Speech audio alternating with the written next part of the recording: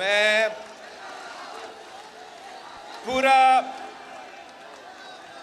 पूरा मुल्क का दौरा करने के बाद पख्तूनख्वा के पहाड़ों से पंजाब के वादियों से बलूचिस्तान और सिंध के रेगिस्तान से होते हुए कराची में मुहिम चलाने के बाद मैं अपना घर वापस आया हूं।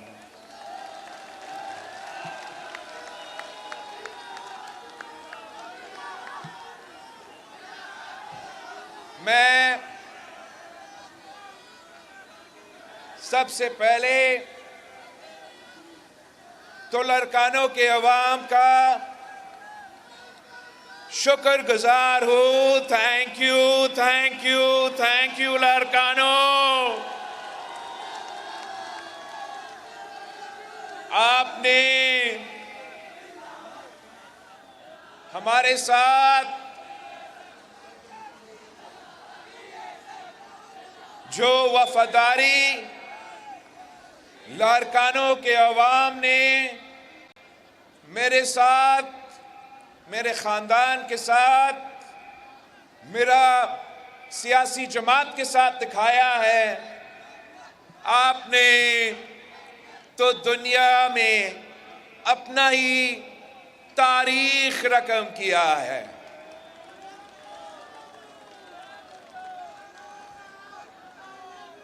लारकानों के अवाम जब वजीर आजम बनाते हैं तो फिर पूरा मुल्क का तरक्की होता है। ये आपका तारीख है, ये आपका तारीख है। जब लारकानों वजीर आजम बनाता है तो पाकिस्तान एटॉमिक ताकत बन जाता है। जब लारकाना वजीर आजम बनाता है तो फिर पाकिस्तान पूरी मुस्लिम उम्मा का क़यादत करती है, पूरी मुस्लिम उम्मा की। जब लारकाना वजीर आजम बनाता है तो पूरी दुनिया उस वजीर आजम का बात मानती है, चाहे वो मगरिब हो, चाहे वो मशरिक हो, चाहे वो चीन हो, चाहे वो अमेरिका हो। दुनिया को मालूम होता है कि ये तो अवाम का असल नुमाइंदगी करने वाला है। जब लारकानों वजीर आजम बनाता है तो पसमानदा तबकात का नुमाइंदगी होता है, इस मुल्क का अवाम का नुमाइंदगी होता है। तरक्की, लारकानों का वजीर आजम जब तरक्की की बात करते हैं तो वो अपनी तरक्की की नहीं, अपने दोस्तों की तरक्की की नहीं, अमीरों और अशराफियों की तरक्की की नहीं, इस मुल्क की अवाम की तरक्की की बात करते हैं। जब लारकाना का वजीर आजम बनता है तो फिर इस मुल्क की मजदूरों को मेहनत का सिला भी मिलता है, इस मुल्क के हारियों को, इस मुल्क के किसानों को अपनी फसल की कीमत भी मिलती है, इस मुल्क के नौजवानों को, मेरे भाइयों को, मेरे बहनों को रोजगार के मौके मिलते हैं। जब लारकानों का वजीर आजम बनता है तो इस मुल्क का सफेद पोश तबका भी तरक्की करता है। जब लारकानों का वजीर आजम बनता है तो वो मेहनत करने वाले, वो छोटे ताजिर, वो भी तरक्की करते हैं। जब लारकानों का वजीर आजम बनता है तो फिर जब लड़कानों का वजीर आजम बनता है तो इस मुल्क की खवातीन की ख्याल रखा जाता है। जब लड़कानों का वजीर आजम बनता है तो इस मुल्क की अक़लियतों को तहफ़्फ़ुज़ दिया जाता है। बड़े अरसे से इस मुल्क को लड़कानों का वजीर आजम तो नहीं देखे हैं, और अब बारी है आपकी, बारी है लड़कानों की, आवाम की। ये तमाम सियासी जमातें आप देखें, उनको तमाम जो इलेक्शन में हिस्से ले रहे हैं, ये अब माजी का हिस्सा बन चुके हैं। वो अब अपना आखिरी इनिंग्स खेल रहे हैं, अपने आखिरी इनिंग्स खेल रहे हैं। हमने इन सब को देखा है, इन सब को भुगता है। वज़ीर आज़म बनने से पहले वो कोई एक चीज कहते हैं, वज़ीर आज़म बनने के बाद वो कोई और चीज करते हैं। आपको मालूम है कि जो लड़कानों के वज़ीर आज़म बनते हैं वो सच्चे हैं, वो अपने वादे पे अमल दरामद करते हैं। ये जो पुराने सियासतदान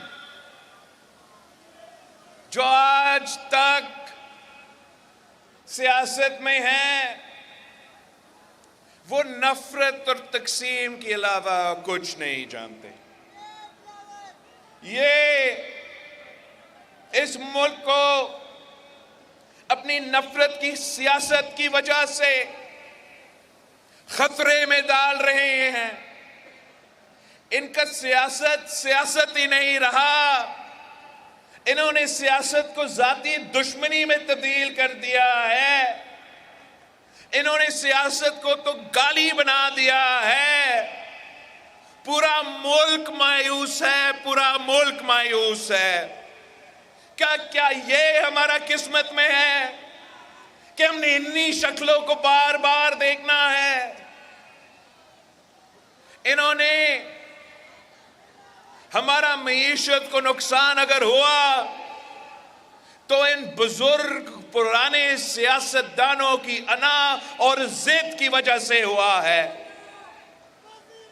वो अपना जाती दुश्मनी की वजह से पाकिस्तान की मईशत को नुकसान पहुंचाए हैं, हमारा वफाक को नुकसान पहुंचाए हैं, हमारा जमहूरियत को नुकसान पहुंचाए हैं। और सिर्फ इसलिए कि वो चौथी बार उस कुर्सी पर बैठने चाहते हो, इसकी फिक्र नहीं है कि ये जिद की वजह से पाकिस्तान की जमहूरियत, जिसके लिए यहां की आवाम ने खून की कुर्बानी दी, जान की कुर्बानी दी, उस जमहूरियत के साथ क्या हो रहा है। इनकी जिद की वजह से जो वो हमारा मईशत के साथ खेलते रहते हैं, उनको एहसास नहीं है, फिक्र नहीं है, अंदाजा नहीं है कि ये अवाम कितना मुश्किल में है, कितने तकलीफ में है। इनके जाती दुश्मनी की वजह से हमें एक मुआशी बहरान में धकेला गया है। महंगाई, बेरोजगारी, गुर्बत तारीखी सतह पे पहुंच चुका है, मगर इनको फिक्र नहीं। फिक्र है तो उस कुर्सी का। आप इनकी जो तरीकेकार है वो देखे। इन्होंने ना अपना मंशूर अवाम को बताया है, ना अवाम के पास ये है कि हमें वोट दे, ना इन्होंने इंतखाबी मुहिम चलाया है। वो इतने पाकिस्तान के अवाम को बेवकूफ बनाने की कोशिश कर रहे हैं। इनको मालूम होना चाहिए कि पाकिस्तान के अवाम बाशूर अवाम है, वो इनको भी पहचानते हैं, इनके तरीकेकार को भी पहचानते हैं। हमने अगर इस मुश्किल से निकलना है, अगर हम चाहते हैं कि इस मुल्क में हम वो पॉलिटिकल स्टेबिलिटी कायम करें जिससे हम वो मुआशी स्टेबिलिटी लेकर आ सके, जिससे अवाम का मुआशी फायदा हो, उनके असल मसाइल का हल हो, तो ना नून लीग ना पीटीआई ये काम कर सकती है, सिर्फ और सिर्फ पाकिस्तान पीपल्स पार्टी ये काम कर सकती है। मैं आपको आज से बताता हूं कि अगर इनमें से कोई जीत जाते हैं तो अगला दिन वो धरना वरना की सियासत फिर से शुरू होना है। इन्होंने फिर से आपकी खिदमत के बजाय सियासी इंतकाम लेना है, आपकी मसाइल हल करने के बजाय इन्होंने अपने सियासी मुखालफीन का पकड़ दकर करना है। हमने ये फिल्म अब 3 दफा देखे हैं, हम जानते हैं कि चौथी बार क्या होगा। पहली दफा वो बना तो उन्हीं से लड़ पड़ा जिन्होंने उसको बनाया। नुकसान आपका हुआ, इस मुल्क का हुआ। दूसरी दफा वो अमीर और मोमिनीन बनने का ख्वाब देख रहा था। दूसरी दफा इसको फिर बनाया गया, उन्हीं लोगों से लड़ पड़ा, उन्हीं लोगों से लड़ पड़ा जिन्होंने इसको वजीर आजम दूसरी दफा बनाया। नुकसान आपका हुआ, मुल्क का हुआ, जमहूरियत का हुआ, मईशत का हुआ। तीसरी दफा ये क्या होता है? तीसरी दफा इसको एक आरओ इलेक्शन के थ्रू आप पे मुसल्लत किया गया। फिर से वही काम किया, उन्हीं लोगों से पंगा लिया जिन्होंने उसको बनाया। नुकसान जमहूरियत की, नुकसान पाकिस्तान की, नुकसान पाकिस्तान की मईशत की, पाकिस्तान की अवाम की। अब चौथी बार वो अपने आप को मुसल्लत करने की कोशिश कर रहे हैं। वो चौथी बार ये इंप्रेशन देने की कोशिश कर रहा है कि वो 8 फरवरी को नहीं, वो अभी से चौथी बार वजीर आजम तो बन चुका है।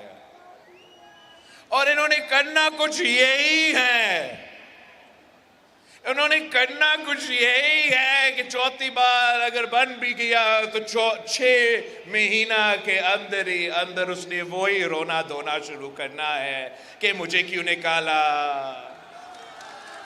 मुझे क्यों बुलाया।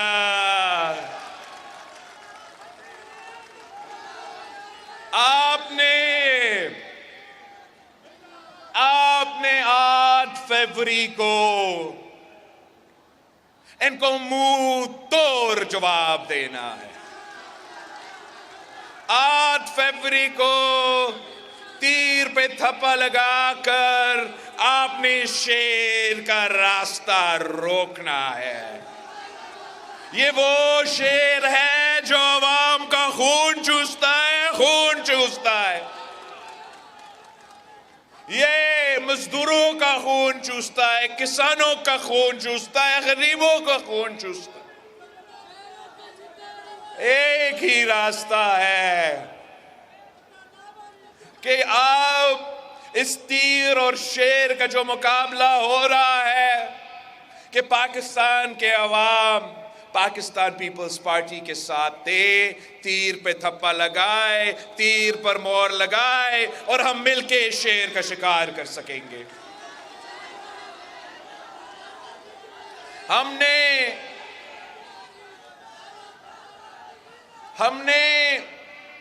हुकूमत में आके 2 काम करना है। एक, हमने ये नफरत और तकसीम की सियासत को दफन करना है। हमने पाकिस्तान को जोड़ना है, तकसीम नहीं करना। ये तो जो भी आप सियासी जमात को मुस्लिम लीग अपनी ताकत की नशा में इस मुल्क को तकसीम कर रही हैं, तो फिर बाकी जो सियासी जमातें हैं, कोई मजहब के नाम पे हमारा मुल्क को तकसीम करना चाहते हैं, कोई फिरका वारियत के नाम पे हमारा मुल्क को तकसीम करना चाहते हैं, कोई लिसानियत के नाम पे हमारा मुल्क को तकसीम करना चाहते हैं। इंशाअल्लाह ताला हम 8 फरवरी को इनको जवाब देंगे कि ना मेरा ना तेरा, ये हम सब का पाकिस्तान है। और हम किसी को इस पाकिस्तान को अपनी सियासत की वजह से, अपनी नफरत की सियासत की वजह से हम इनको इस मुल्क को तकसीम नहीं करने देंगे। जो दूसरी काम है वो ये कि हमने पाकिस्तान के अवाम को रिलीफ देना है। और अगर रिलीफ देना है तो मैंने तरीका बता दिया है अपना अवामी मुआशी मुआहिदा में। बड़ा आसान है, इतना मुश्किल नहीं है कि रिलीफ देने के लिए आपको पैसा की जरूरत है। पूरी दुनिया कह रहे हैं कि पाकिस्तान को मुश्किल मुआशी फैसले लेने चाहिए, तो ये मेरा मुश्किल मुआशी फैसले होंगे कि एक जो 17 वजारतें वफाक में आज तक चलते आ रहे हैं, इनको 2015 में डिवॉल्व होके सूबों के पास मुंतकिल होने चाहिए थे। ना मियाँ साहब ने किया, ना खान साहब ने किया, और सालाना आपका 300 अरब रुपया इन वजारतों को चलाने में ज़ाया हो जाते हैं। साथ साथ अशराफिया को सालाना 1500 अरब सब्सिडी की सूरत में रिलीफ दिया जाता है। सब्सिडी की सूरत में अशराफिया को 1500 अरब सालाना आपका पैसा, इस मुल्क के गरीब आवाम का पैसा अशराफिया को जाता है। तो मैंने तय किया है कि हम वो 17 वजारतें भी बंद करेंगे। हम ये अशराफिया से भी ये सब्सिडी, ये पैसा छीन के अवाम पे खर्च करेंगे, लड़कानों के अवाम पे खर्च करेंगे। हम इंशाअल्लाह ताला अगर हमें वफाकी हुकूमत मिला तो हमारा पहला वादा है कि हम पाकिस्तान के अवाम का आमदनी में ना सिर्फ इजाफा करेंगे मगर इसको दुगनी करके दिखाएंगे। हम पाकिस्तान के गरीब अवाम को 300 यूनिट मुफ्त बिजली सोलर के थ्रू दिलवाएंगे इंशाअल्लाह ताला। हम 30 लाख घर इस मुल्क के गरीब अवाम के लिए बनाएंगे और उस घर में रहने वाले खवातीन को मालिकाना हुकूक दिलवाएंगे। और मुल्क भर में जो कच्ची आबादियां हैं उन तमाम कच्ची आबादियों को रेगुलराइज करके वहां के रहने वालों को मालिकाना हुकूक दिलवाएंगे। हम बेनजीर इनकम सपोर्ट प्रोग्राम में इजाफा भी करेंगे मगर साथ साथ अपने नौजवानों के लिए बेनजीर यूथ कार्ड लेके देंगे ताकि उनको माली मदद मिले। अपने मजदूरों के लिए बेनजीर मजदूर कार्ड लेके देंगे ताकि हमारे जो मजदूर है उनको अपना मेहनत का सिला मिले, उनको अपना पेंशन मिले, उनके बच्चों का, उनके बुजुर्गों का हम ख्याल रख सके। हम अपने हारियों के लिए बेनजीर हारी कार्ड लेके देंगे जिससे हम वो 1500 अरब जो अशराफिया को पैसा जाता है इंशाअल्लाह ताला हारी कार्ड के थ्रू ये मेरे हारी के जेब में पैसा जाए।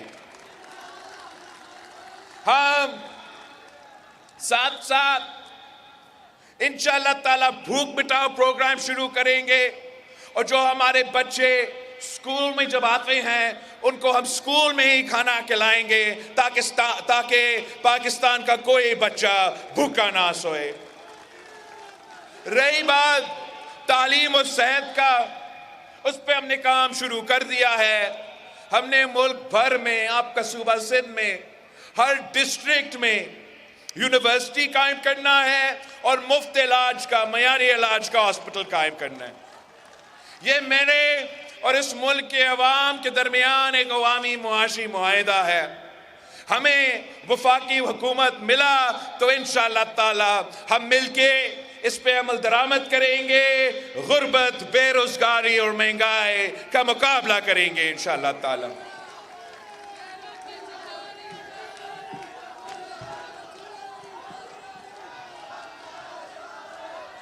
मैं बाकी सियासतदानों की तरह मैं जाती अना की सियासत नहीं करता। मैं समझता हूं कि मेहनत करना चाहिए, मेहनत का फल जरूर मिलता। हार जीत अल्लाह ताला के हाथ में होते हैं।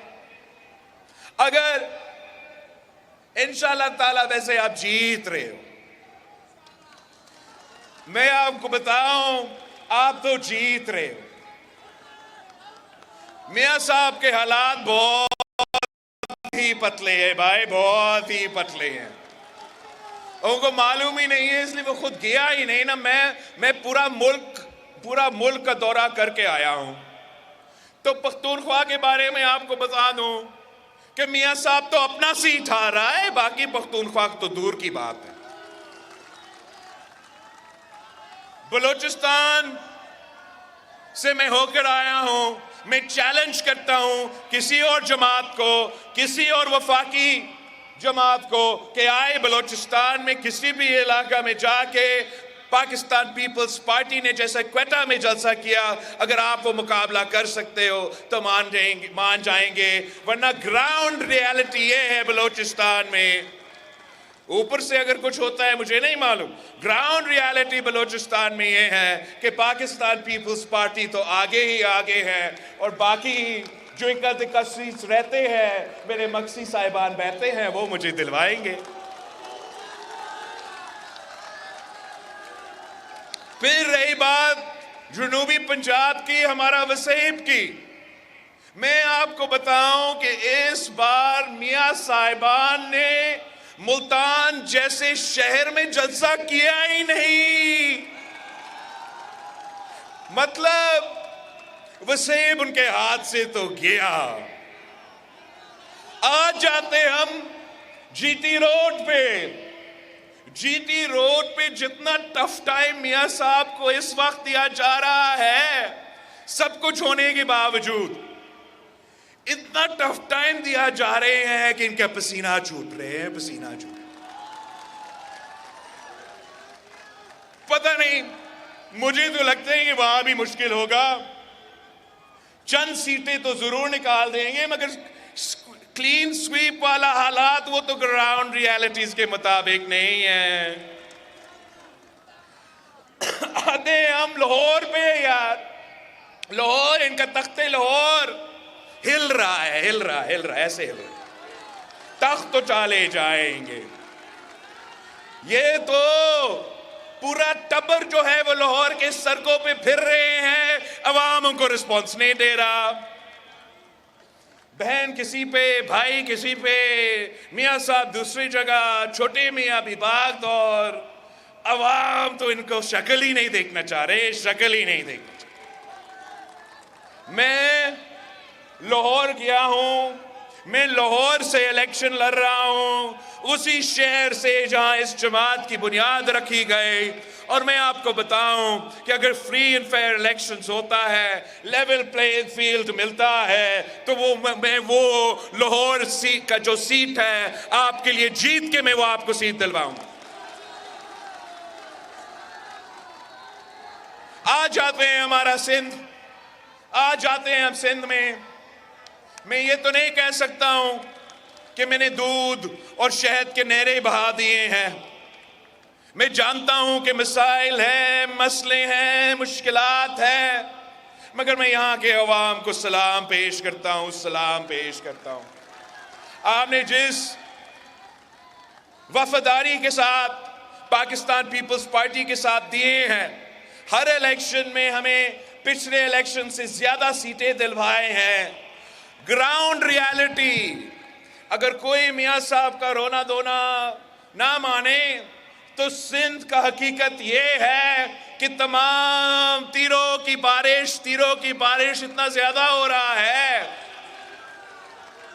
कि आप जिस तरीके से बल्दियाती इलेक्शंस में पूरा सिंध स्वीप कर चुके हैं ना, मुझे 8 फरवरी को उसका एक्शन रिप्ले नजर आ रहा है। आप मुझे वो सेंचुरी का मार्क तो इंशाअल्लाह ताला हम बड़ा आसानी से क्रॉस करेंगे। और जिस तरीके से कराची के अवाम ने, हैदराबाद के अवाम ने बल्दियाती इलेक्शंस में मुझे हैदराबाद का मेयर भी दिलवाया, कराची का मेयर भी दिलवाया। इंशाअल्लाह ताला इस बार हक तो आपका है, ग्राउंड पे तो आप भी हो, कैंपेन तो आपका ही है कि अक्सरियत के सीट्स जो कराची के हैं और हैदराबाद के हैं वो भी पाकिस्तान पीपल्स पार्टी के हैं। तो फ्री एंड फेयर इलेक्शन हुआ, साफ शफाफ इलेक्शंस हुए, तो नेक टू नेक मुकाबला है भाई, नेक टू नेक मुकाबला है। अब हमने 8 फरवरी का दिन निकालना है। आपने बड़ी तादाद में जाके वोट डालना है। आपने ओवर कॉन्फिडेंट नहीं बनना है। ये नहीं सोचना कि पीपल्स पार्टी तो जीत रही है, मेरे वोट का फर्क है। आपका वोट की वजह से हम जीतते हैं, आपकी साथ की वजह से हम जीतते हैं। माजी में हमने तमाम साजिशें जो पीपल्स पार्टी के खिलाफ बनते रहे, आज भी बन रहे हैं, वो तमाम साजिशें के इस तरीके से नाकाम किए हैं कि आप इतने तादाद में बाहर निकलते हो, इतना तादाद में हमें वोट डालते हो कि गड़बड़ करने वाले जो है वो गड़बड़ नहीं कर सकते। तो आपने इस बार भी वैसे ही निकलना है, पिछली दफा की तरह वो गलती ना करे। अपने फॉर्म 45 लिए बगैर अपना पोलिंग स्टेशन से बाहर नहीं निकलना है। अगर जैसे मैंने आपको बताया फ्री एंड फेयर इलेक्शंस होते हैं तो हारो या जीतो पाकिस्तान पीपल्स पार्टी चाहेगी कि पॉलिटिकल स्टेबिलिटी हो, मुआशी तरक्की हो और ये मुल्क आगे चले। मगर मैं आज से आपको बता रहा हूं कि अगर मेरा वोट पे डाका मारा गया, किसी ने छेड़छाड़ की, और मैं जानता हूं कि आप कौन हो, कहां बैठे हो, नाम भी जानता हूं कि कौन ये कोशिशें कर रहे हैं, अगर मेरा वोटों के साथ कुछ छेड़छाड़ हुआ तो फिर मैं ऐसे इनका पीछा करूंगा कि वो इमरान खान को तो भूल जाएंगे। मैंने खान साहब को पहले दिन पे कहा कि ये सिलेक्टेड है और 3 साल उसका हुकूमत नहीं चल सका। मैं चाहूंगा कि अगर हम जीते तो अवाम की वोटों की ताकत की वजह से, अगर हम साफ और शफाफ तरीके से जीतते हैं तो फिर उम्मीद ये है कि हमारे जो मुखालिफिन हैं वो भी सियासत के दायरे में रह के सियासत करेंगे। और हम भी यही प्रिंसिपल रखते हैं कि अगर वो साफ शफाफ इलेक्शन जीतते हैं तो 100 बिस्मिल्लाह, चौथी बार आपने वही चीज करना है तो करके दिखाए। वोट पे डाका नामंजूर। आपके वोट पे डाका, लड़कानों के वोट पे डाका, सिंध का वोट पे डाका, बलोचिस्तान के वोट पे डाका, वसीम का वोट पे डाका, लाहौर का वोट पे डाका, पश्तूनख्वा के वोट पे डाका, पाकिस्तान के वोट पे डाका। नारे भुट्टो।